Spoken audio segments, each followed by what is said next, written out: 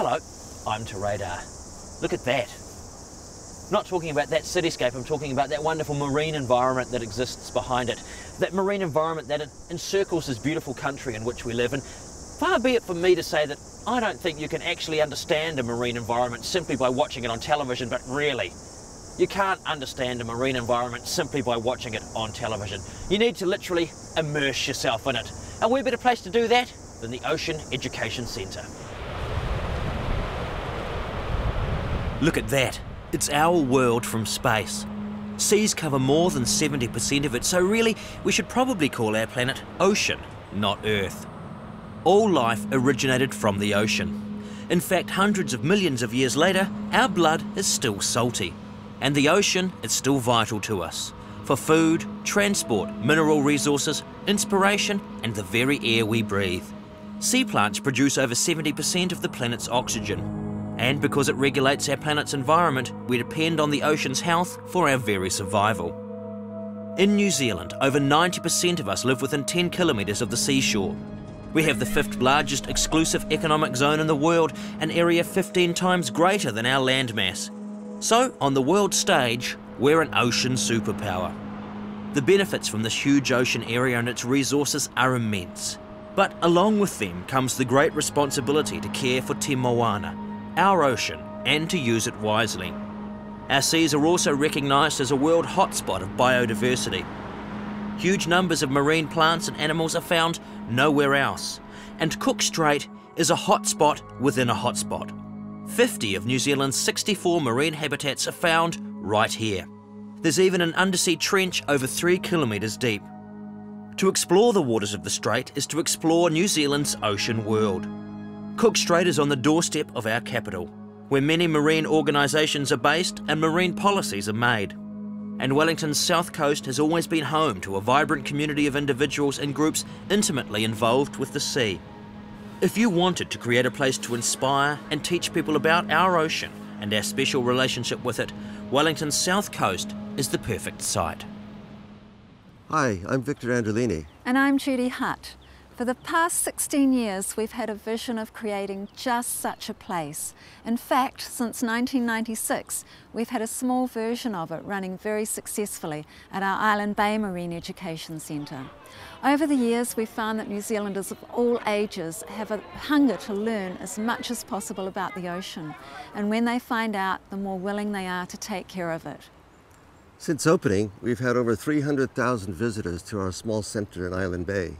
But now we have the opportunity to create a much larger centre right here in Lyell Bay on the Wellington South Coast, where we can host at least 250,000 visitors a year, especially lots of children. We're calling this new centre Te Moana, the New Zealand Ocean Exploration Centre.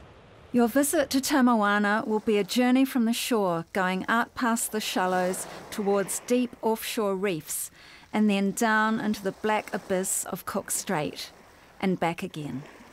We'd like you to join us on this journey to explore what our new centre will look like and find out about some of the really special exhibits we've planned.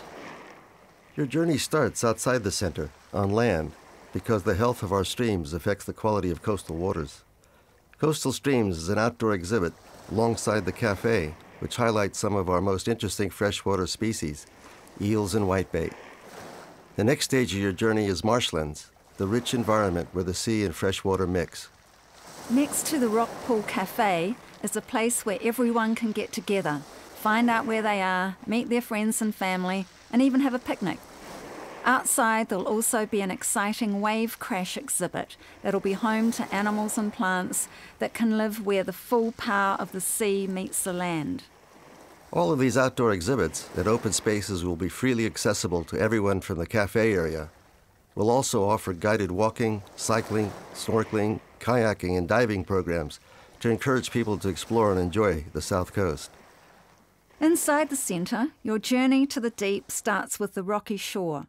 A huge variety of plants and animals will live here in large and small rock pools. There's even a neat touch gently pool where you'll be able to see and learn about marine life up close.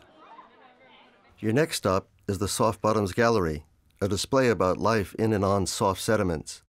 Here you'll be able to see and learn about fish like skates, rays, flatfish, cat sharks, and even an elephant fish. You'll also get a chance to learn about the bizarre, unseen marine life that lives in the sand and mud. The giant kelp forests of Cook Strait teem with life, and they're vital nursery areas for many fish and other sea life. The kelp forest exhibit features an 8-meter deep, million-liter aquarium containing a forest of living giant kelp, which is the world's fastest growing plant. The exhibit is open to the sky, and you can see it through the tallest acrylic window in the southern hemisphere. As you look at this swaying living forest, you may be able to see little blue penguins swimming and feeding among the kelp fronds. Your journey continues down onto one of Cook Strait's shallow rocky reefs, the final resting place of one of the hundreds of ships wrecked in the strait's turbulent waters. Shallow reefs are also one of the richest and most diverse habitats in New Zealand. They're home to thousands of plants and animals. A few kilometers offshore, the reefs are deeper and darker. The Deep Reef exhibit brings visitors face to face with some of the large fish commonly found on these reefs, like school sharks, grouper, and trumpeter. From there, you'll descend down, down, down through undersea canyons into the blackness of the abyss. In the abyss, you'll be able to walk through the skeleton of a whale that's died and fallen to the bottom of the sea, where it becomes food for a very unique group of marine animals. From the deepest part of your journey, you head back up towards the surface. On the way, you pass through a specially built acrylic tunnel where you'll be surrounded by moon jellyfish, and find yourself in our gift shop, which features large water columns filled with plankton. Close by is the Sprats Spot, a fun preschool activity area where under 6-year-olds can explore and learn about the sea. The Changing Shed is an area which will hold temporary exhibitions. Some of these exhibits could be developed by Crown Research Institutes or other partner organizations. Team Moana will be far more than an aquarium. It will also serve as a forum for all users of New Zealand's marine environment, a place where they'll be able to present their sometimes opposing views through special exhibits, lectures, and debates. Our hope for Team Moana is that it'll help visitors to understand the important issues affecting wise stewardship of our ocean, and to help them make better decisions about how to protect its resources for future generations. That's our vision, but right now it looks like this. An empty piece of land. For many years it was used as a dumping site, and it's always been a bit of an eyesore on Wellington's magnificent south coast. So how do we get from this to this? This is where you can help. We know we already have lots of support in the Wellington community for this project, but we'll need much more than that. What we really need right now is your support if we are finally to turn our vision into reality.